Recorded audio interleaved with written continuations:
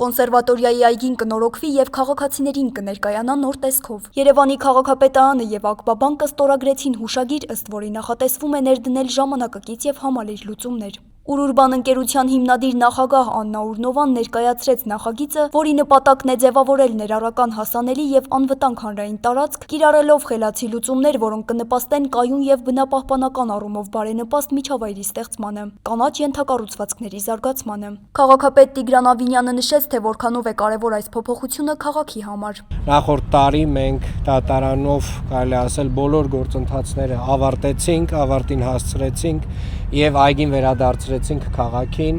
որից հետո Ակբաբանկը առաջարկեց իրականացնել նախագիծ այգում։ Սա քաղաքի սրտում ամենակարևոր կանաչ տարածքներից մեկն է, ամենակարևոր այգիներից մեկն է, որը վերադառնալու է քաղաքին արդեն նոր տեսքով,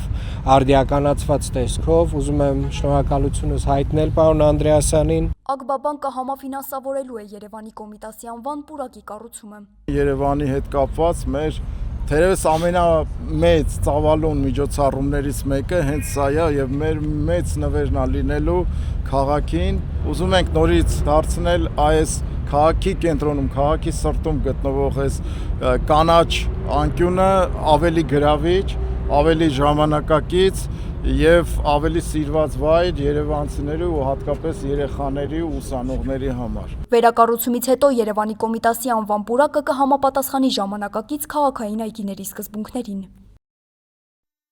Հավանիչ տեսանյութը եւ բաժանորդագրվիչ նորությունները բաց չթողնելու համար։